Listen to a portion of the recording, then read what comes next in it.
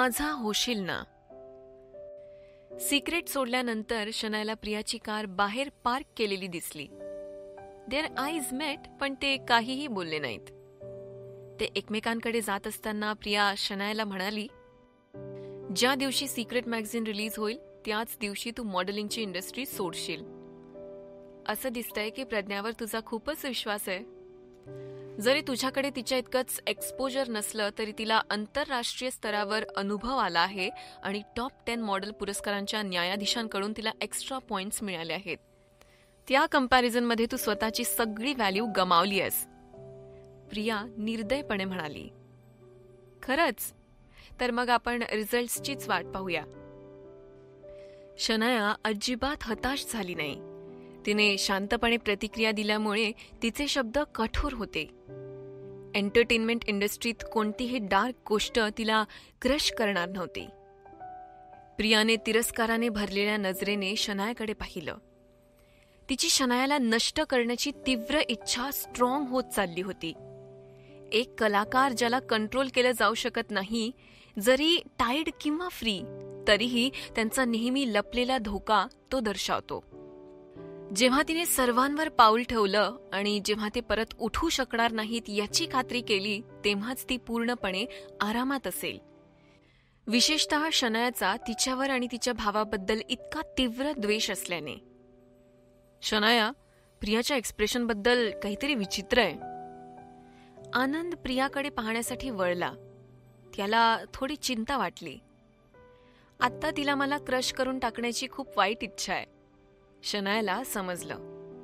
तिला माहिती होतं की दीक्षित भावंडांनी तिचा किती द्वेष केलाय. यावेळी जर मी मॅगझिनमध्ये खरोखरच अनसक्सेसफुल झाले तर माझं भविष्य किती उदास असेल याची मी कल्पना करू शकते. असं होणार नाही. रागिणी आणि माझा दोघांचा तुझ्यावर कम्प्लीट विश्वास आहे. शिवाय तू अपयशी ठरली तरी काही फरक पडत नाही. तरीही तुझ्याकडे बिग बॉस आहेतच. आदित्यबद्दल बोलताना शनायाला आठवलं की आदित्य म्हणाला होता की तो तिला पिक करेल. म्हणून सिक्रेटपासून फार दूर न जाता तिने कॉल करण्यासाठी तिचा फोन उचलला. लाईनच्या दुसऱ्या बाजूला आदित्य हसला आणि तिला मागे वळायला सांगितलं. कॉर्नरच्या अराउंड एक लिंकन लिमोझिन झाडाखाली उभी होती. एक उंच माणूस कारच्या बाजूने झुकला. त्याचे तंदुरुस्त शरीर त्यांनी घातलेल्या काळ्या आणि पांढऱ्या पट्टे असलेल्या रेट्रो सूटने एक्सेंच्युएटेड होते. त्याच्या चेहऱ्यावर हास्य नव्हतं, परंतु त्याच्या चेहऱ्याचं स्वरूप सॉफ्ट होतं. त्याच्या उजव्या कानावरील तीळ चमकदार होता. शनायाने त्याच्याकडे पाहिलं. या सम्राटासारख्या माणसाला लोकांच्या सैन्याने वेढलं पाहिजे, पण तिच्यासाठी तो या शांत कोपऱ्यात एकटाच उभं राहण्यास तयार होता. शनायाचे डोळे गहीवरून आले. आधीची घटना तिच्या मनाच्या मागे गेली होती. ती एक मॉडेल होती, परंतु ती या माणसाची पत्नी देखील होती. त्यांचं लग्न झाल्यापासून हा माणूस तिचे दोष स्वीकारत होता आणि तिच्या सगळ्या इच्छा पूर्ण करत होता. ती अजूनही पडलेल्या ताऱ्यावर लक्ष केंद्रित करत राहिल्यामुळे सूर्याची वाट पाहत राहणार होती का? It wasn't worth it. What's wrong? आदित्यने जेंटली विचारलं. त्याने पाहिलं की शनाया थोडी उदास दिसत होती. शनायाने एक शब्द न बोलता डोकं हलवलं. आय लाईक यू हे शब्द तिच्या ओठांवर येता येता राहिले. मॅगझिनच्या शूटमधून तू खूप दमली आहेस म्हणून का? आदित्यने तिला खालून वर पाहिलं. तेव्हा त्याने तिच्या पायावरचे कट पाहिले. त्याचे डोळे रागाने लाल झाले. काय झालं? आनंद काही एक्सप्लेन करणार त्याआधी, आदित्य चल घरी जाऊया, मला तुला सांगण्यासाठी काहीतरी आहे. शनायाने त्याला मध्येच थांबवलं. आनंदवर आदित्यने एक नजर टाकली. जे घडलं ते ऑब्व्हियस होतं. ही डेट तो त्यांना परतफेड करायला लावणारच होता, परंतु अजून नाही. त्यानंतर ते सगळे लिमोझिनमध्ये चढले. पण शनाया संपूर्ण प्रवास नर्वस आणि शांत होती. आदित्यने तिला प्रश्न केला नाही. जेव्हा ते शेवटी घराजवळ पोहोचले तेव्हा त्याने तिला सरळ बेडरूममध्ये नेलं. आता ते फक्त दोघंच होते. आदित्यने शनायाला बेडवर ठेवलं आणि मेड्सला औषध बॉक्स आत आणण्याची सूचना केली. शनाया बघत होती जेव्हा आदित्यने जमिनीवर गुडघे टेकले आणि औषध लावण्यास तिला मदत केली. ती यापुढे तिच्या हार्टच्या इमोशन्सला कंट्रोल करू शकली नाही आणि त्याच्या गळ्याभोवती हात टाकून त्याला टाईट हग तिने केला. नर्वस परंतु स्टेबल व्हॉइसमध्ये ती म्हणाली, मला सगळं काही स्पष्ट दिसतंय आणि आता मला सगळं काही समजलंय. Aditya, I like you and I want you. मला वाटलं की एवढ्या कमी कालावधीत मी कोणालाही लाईक करू शकणार नाही. माझ्या मनातील ही भावना देखील मी नाकारली. परंतु आता जेव्हा मी वेदांत आणि प्रज्ञाचा सामना करते तरीही माझा राग असतो, पण माझं हार्ट हर्ट करत नाही. हे बोलल्यानंतर शनायाने हळूहळू तिचे हात सैल केले आणि आदित्यच्या चमकदार रत्नासारख्या डोळ्यांकडे डोकावलं, जेव्हा तिने प्रत्येक शब्द स्पष्टपणे एक्सप्लेन केला. माझ्याकडे आता जे काही आहे ते तुझ्या कारणामुळे, म्हणून मला तू आवडतो आणि मला तू हवायस. मला पाहिजेय संपूर्ण तू. हे सगळं तू मला देऊ शकतोस. कोणतीही स्त्री या शब्दांना इतकं टच करणारी आणि नॅचरल वाटली नाही, जसं की त्यांनी पूर्वी एकमेकांना सत्य बोलण्याचं वचन दिलं होतं. शनायाने तिच्या इमोशन्स लपवल्या नाहीत आणि सगळं काही सरळ बोलली. I want you. तिची कबुली ऐकल्यानंतर आदित्यने तिचे गाल हातात घेतले आणि तिला बेडवर जबरदस्तीने ढकललं. तो आपल्या कृतीतून असं दाखवणार होता की त्याला आतून किती आनंद झालाय ते. मी स्वतःला तुला देईन, फक्त तुलाच. तिने आदित्यच्या कमरेला कडकडीत आपले हात गुंडाळले आणि पॅशनेटली त्याच्या किसला रिस्पॉन्स देण्यापूर्वी एका क्षणात शनाया स्तब्ध झाली. तिने आपले डोळे बंद केले आणि त्याचा आनंद घेतला. ते केव्हा घडलं ते लक्षात आलं नाही, पण ते दोघंही एकमेकांमध्ये हरवले होते. तिला कशाचीही काळजी करण्याची इच्छा नव्हती. या क्षणी तिला खरोखरच त्याची पत्नी बनण्याची इच्छा आहे आणि त्याच्याबरोबर एक व्हायचंय. शनाया नर्वस होती. जरी त्यांच्या लग्नाच्या रात्री त्यांना आधीच हा इंटिमेट अनुभव आलेला होता, तरी त्वरित त्या वेदनेच्या विचाराने तिच्या भुवया उंचावल्या. तिला कोणताही अनुभव नव्हता. जरी तिला आता चांगलं किस कसं करावं हे माहीत होतं, थँक्स टू आदित्य, खरी गोष्ट आता होणार होती. ती आता फक्त हेच करू शकत होती, त्याच्या केसमध्ये मग्न होणं. पुढच्या काही दिवसात तुला अजून काम आहे का? आदित्यने तिला विचारलं. मला रागिणीला विचारण्याची गरज आहे याबद्दल. शनायाने हळूच उत्तर दिलं. तिला काहीही अरेंज करू नकोस म्हणून सांग. आदित्य तिच्या कॉलरबोन पासून दूर सरकला आणि थेट तिच्या डोळ्यांकडे पाहिलं. कारण कदाचित पुढच्या 3 दिवसात तुला बेडवरून बाहेर पडणं माझ्यामुळे अशक्य होईल. आणि तुझ्या नोकरीचं काय? आत्ता माझं सगळ्यात महत्वाचं काम तू आहेस. आदित्यने पुन्हा शनायाच्या ओठांना लॉक केलं. त्याच्या केस दरम्यान त्याने तिच्याकडे हळूच हसून पाहिलं आणि विचारलं, शल आय डू इट? ती झुकली आणि कुजबुजली. I want you. ड्रॉअरमधून डी घेण्यासाठी एक क्षण उठून आदित्यचे डोळे लाल झाले. शनायाचं रक्षण करण्यासाठी त्याने विचारपूर्वक स्वतःचं रक्षण केलं. त्याला माहिती आहे की सध्या तिचं करिअर वाढतं आहे आणि तिला मूल नसणं शक्य आहे. त्याच्या बेडरूममध्ये अशी वस्तू का होती? शनाया आश्चर्यचकित झाली. आदित्य शनायाच्या जवळ परत आला आणि तिच्या डोळ्यात पाहत होता. तिच्या नजरेतला कोल्डनेस लक्षात येताच त्याला समजलं की तिला कदाचित एखादा गैरसमज झाला असेल, म्हणून त्याने लगेच एक्सप्लेन केलं की आपण पती-पत्नी आहोत. मी नेहमीच तयार असतो. दुसऱ्याकडून काहीही लेफ्ट ओव्हर नाही. मी पूर्ण वेळ फक्त तुझीच वाट पाहत होतो. मी हे दुसऱ्या कोणाबरोबर केलेलं नाहीये. मी आपल्या लग्नाच्या रात्रीच्या अर्ध्या वाटेवर गेलेल्या अनुभवापर्यंतच फक्त गेलोय. हे ऐकून तिला खूप बरं वाटलं आणि तिने त्याच्यावर विश्वास नाही ठेवला म्हणून वाईटही वाटलं. ती लगेच त्याला सॉरी म्हणाली.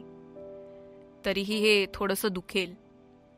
आदित्यने हळुवारपणे तिला आठवत सांगितल्यामुळे होल्डबॅक करण्याचा प्रयत्न केला. ती शरमेने लाल झाली. शनायाने निश्चितपणे तिचं डोकं हलवलं. ठीक आहे, ही वेदना मी यापूर्वी एकदा अनुभवली आहे.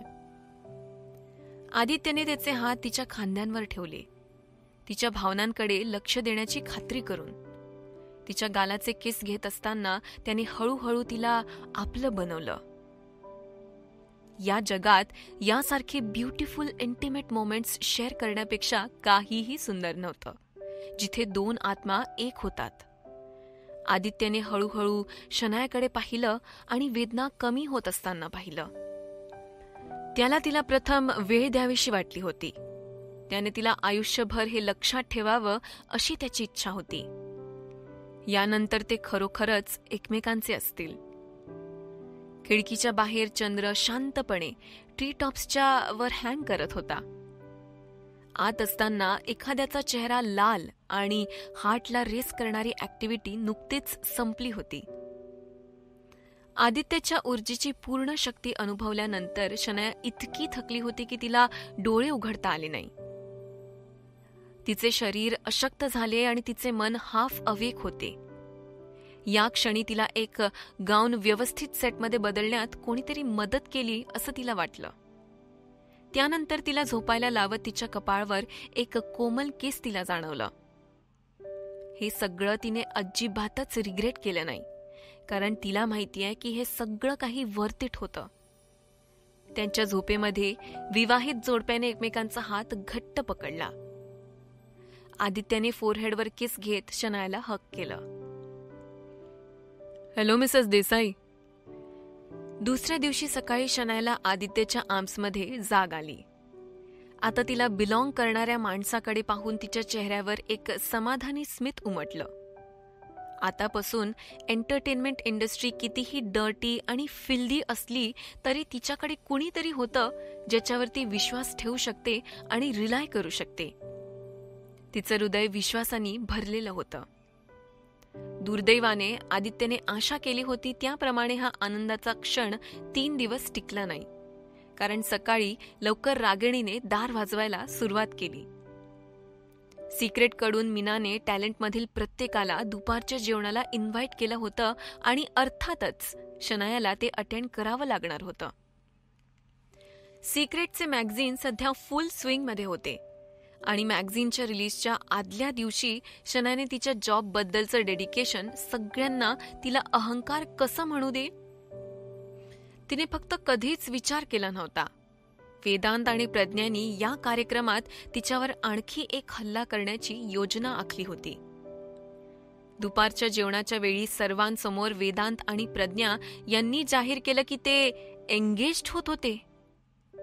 वेदांत टॉल आणि हँडसम होता, तर प्रज्ञा नाजूक आणि सुंदर होती. बाजूला उभं असताना त्यांनी त्यांचे हात घट्ट एकत्र धरून ठेवले होते. अगदी परफेक्ट मॅच सारखे ते दिसत होते. टॅलेंटच्या लोकांव्यतिरिक्त रूममध्ये सिक्रेटचे काही हायर अप्स देखील होते. त्यांना शनाया आणि त्या दोघांच्या रिलेशनशिपबद्दल माहिती नव्हती, म्हणून त्यांनी उभं राहून अभिनंदन करण्यासाठी टाळी वाजवली. फक्त शनाया, रागिणी आणि आनंद अजूनही स्तब्ध होते. शनाया, तू त्यांचे अभिनंदन करणार नाही का? प्रियाने तिचा ग्लास धरून ठेवला आणि तिने शनायाला फोर्स केलं. शनायाला हार्ट ब्रोकन बघून तिला आनंद मिळवायचा होता. तिने बाहेरून कितीही अनअफेक्टेड आहे असं दाखवलं तरीही तिच्या आत तिला पेन, टॉर्मेंट आणि अजून खूप सॅड वाटत असेल. अरे बरोबर आहे, तुझ्या टेम्परमुळे तू इतरांना अभिनंदन करू शकत नाहीस. जरी तू एकवेळी वेदांची होणारी बायको होती तरी आता तो भूतकाळ आहे. तू या इंडस्ट्रीत असल्याने तुझ्याकडून वस्तू हिसकावून घेण्यास तू नेहमी तयार असली पाहिजे. आपण जास्त ओपन माइंडेड असलं पाहिजे. ते ऑफिशियली कधी एंगेज होणार आहे? शनायाने शांतपणे विचारलं. सिक्रेट मॅगझिनच्या ह्यूज सेल नंतर, प्रिया आत्मविश्वासाने म्हणाली. प्रियाच्या पीआरच्या मदतीने प्रज्ञाचे अजूनही इंडियामध्ये तिच्याबद्दल लेख लिहिले गेले होते. त्यावर फॅन्समधील डिस्कशनने रिलीज होण्यापूर्वीच सिक्रेट प्रसिद्ध केलं होतं. जरी प्रज्ञा मिस्ट्रेस असल्याची बातमी क्लिअर केली जाऊ शकली नाही, परंतु तिच्या पॉप्युलॅरिटीमुळे काही कंपन्यांनी कोलॅबोरेशनसाठी टॅलेंटशी आधीच संपर्क साधला होता. तिला टॉप 10 मॉडेल अवॉर्ड्सच्या खूप आशा होत्या. तर प्रिया दीक्षितला खात्री होती की सिक्रेट मॅगझिनचा मोठ्या प्रमाणात सेल होईल. मग मला ॲडव्हान्समध्ये कॉंग्रॅच्युलेशन्स म्हणावं लागेल.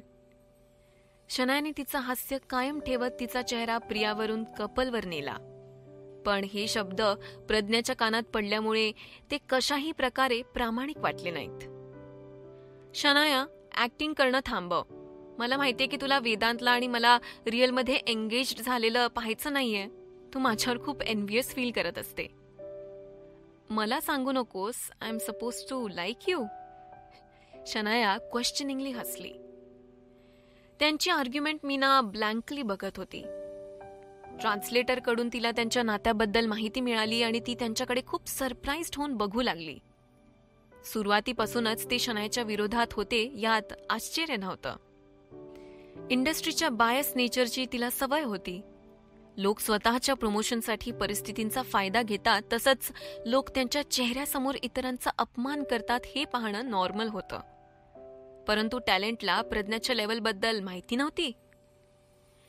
टॅलेंटच्या इंटरनल आर्ग्युमेंटमधून मागे हटण्यापूर्वी मीना शनायाकडे खोलवर आणि अर्थपूर्ण बघत होती. दुपारच्या जेवणानंतर सिक्रेटचे कर्मचारी सगळे सोडून गेले. त्यातील काही मागे राहिले. प्रज्ञाने परिस्थितीचा फायदा शनायाला पॉइंट करत आणि तिच्यावर हसायला घेतला. टॅलेंटकडून सेमी इंडिपेंडेंट कॉन्ट्रॅक्टद्वारे तू खरोखर एक मार्ग शोधू शकेल असा विचार केलाय का? मला सांगू दे की टॅलेंटशिवाय तू काहीही नाहीयेस. टॅलेंट तुला सपोर्ट देऊ शकतं, त्याचवेळी ते आपल्या सगळ्यांसह तुझ्यावर पाऊल सुद्धा टाकू शकतात. तू या सगळ्या स्कीम तयार करण्यासाठी खूप एनर्जी वाया घालवलीये. शेवटी तू मला माझ्या लग्नाच्या तयारीसाठीच मदत केलीयस. वेदांतची बायको आणि आंतरराष्ट्रीय सुपर मॉडेलची पदवी दोन्ही माझ्या आहेत. तर तू फक्त तुझ्या आउटडेटेड मॉडेलच्या पोझिशनवर परत येऊ शकते, पण तुला कमबॅक करण्यासाठी कोणताही वे नाहीये. हो, तू बरोबर आहेस. तू माझ्यापेक्षा खूपच अमेझिंग आहेस. सिक्रेटचे मॅगझिन रिलीज झाल्यानंतर तुझी पॉप्युलॅरिटी ड्रमॅटिकली इन्क्रीज होईल आणि माझ्याकडे काहीच राहणार नाही. शनायाने प्रज्ञाशी सहमती दर्शवली. प्रज्ञाला कधीही शनायाने पराभवाची कबुली दिली नव्हती. शनायाला हार मानताना तिला समाधान वाटलं जे तिने यापूर्वी कधीही अनुभवलं नव्हतं. तुला तुझ्या स्टेटसबद्दल माहिती असल्याने आम्ही घरी परतल्यानंतर जोपर्यंत तू तुझ्या हद्दीत राहशील तोपर्यंत वेदांत तुझ्यासाठी नोकरी स्वीकारेल. परंतु तरीही माझ्यापेक्षा वर जाण्याचा तुझा हेतू असेल तर मग आम्ही रुथलेस असल्याबद्दल आम्हाला ब्लेम करू नकोस. तेवढं पुरेसं आहे प्रज्ञा. खाली बसूया आणि बोलूया. वेदांत प्रज्ञाबद्दल प्रेमळ होता. जेव्हा त्याने शनायाकडे किंचित टक लावून पाहिलं. शनाया, तू ऐकलंस ना ती काय बोलली ते? पुढील एपिसोडसाठी आत्ताच आपल्या पॉकेट FM मराठी चॅनलला सबस्क्राईब करा आणि बेल आयकॉनवर क्लिक करून नवीन व्हिडिओजचं नोटिफिकेशन सर्वात आधी मिळवा. आणि जर तुम्हाला सर्व शोजचे एपिसोड्स आत्ताच ऐकायचे असतील तर आत्ताच डाउनलोड करा आपला पॉकेट FM ॲप आणि एन्जॉय करा नवनवीन शोज.